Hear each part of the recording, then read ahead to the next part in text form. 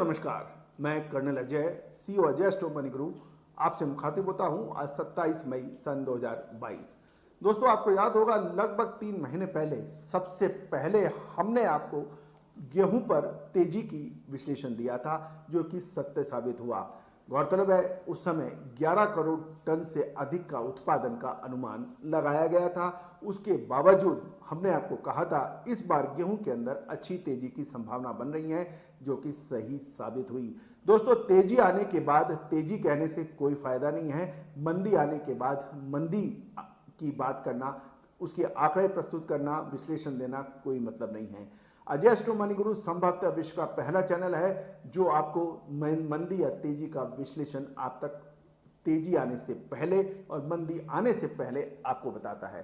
दोस्तों, आपको याद होगा हमने अपने पेड क्लाइंट्स को भी समय पर बढ़ते हुए दामों पर अच्छी तेजी पर अग्रिम विश्लेषण दिया था कि मुनाफा वसूल कर लिया जाए गेहूं में। उसके बाद सरकार ने निर्यात पर रोक लगाया और उसके बाद गेहूं के दाम घटने लगे। दोस्तों, इस समय गेहूं के भाव, अच्छी मिल क्वालिटी के भाव 2270 से 2280 रुपए प्रति क्विंटल बताए जा रहे हैं। गौरतलब है कि भारत सरकार ने भी गेहूं के उत्पादन के आंकड़े घटा दिए हैं। जो पहले 11 करोड़ टन से ऊपर के थे, अब ये 10 करोड़ 50 लाख टन यानी 1050 लाख मैट्रिक टन का अनुमान जारी कर दिया है।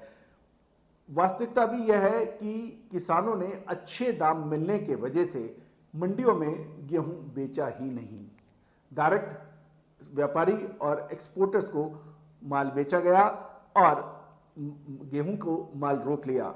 लेकिन निर्यात रुकने की खबर से जो मल्टीनेशनल कंपनीज हैं, उन्होंने भी गेहूं के माल की खरीदी में रोक और या हाथ खींचने लगा।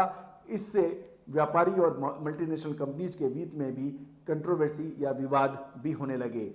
इस परिस्थितियों को ध्यान में रखकर गेहूं के दाम बाजारों में ऊंचाई से नीचे फिसले। और दोस्तों, अब महत्वपूर्ण ये रहेगा कि सरकार के गेहूं के निर्यात पर रोक लगाने की वजह से क्या होगा, क्योंकि सरकारी आंकड़े गेहूं के उत्पादन में कमी बता रहे हैं। दूसरी ओर एक बड़ी मात्रा में गेहूं का एक्सपोर्ट ऑलरेडी हो चुका है। तीसरा महत्वपूर्ण बिंदु, यूरोप के पास मात्र 10 सप्ताह का गेहूं बचने के समाचार मिल रहे हैं। देशी विदेशी सभी संस्थाएं, अंतर्राष्ट्रीय संस्थाएं भारत से गेहूं के निर्यात पर रोक हटाने की दरखास्त कर रहे हैं। गौरतलब है भारत विश्व के अंदर दूसरा सबसे बड़ा गेहूं उत्पादक देश माना जाता है। अब महत्वपूर्ण यह रहेगा कि गेहूं के अंदर क्या तेजी वापस लौटेगी, क्योंकि जो हमने एक्सपोर्ट कर दिया है, हमारी उत्पादन कम बताया जा रहा है। सरकारी खरीद भी लक्ष्य से पिछड़ गई है।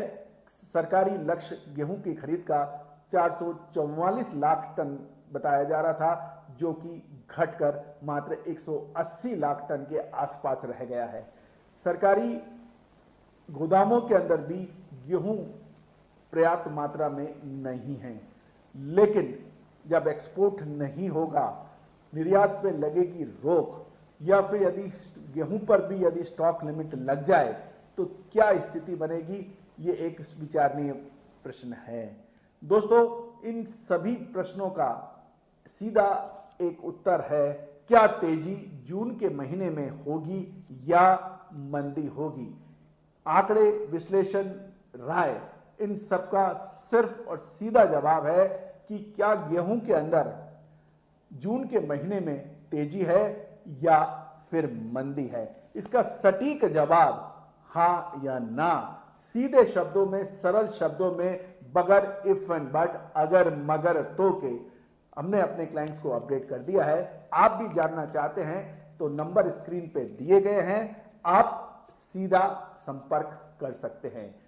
दोस्तों, ये सभी विशेष रिपोर्ट्स भुगतान करने पर ही उपलब्ध होगी। All the very best, good luck, happy trading.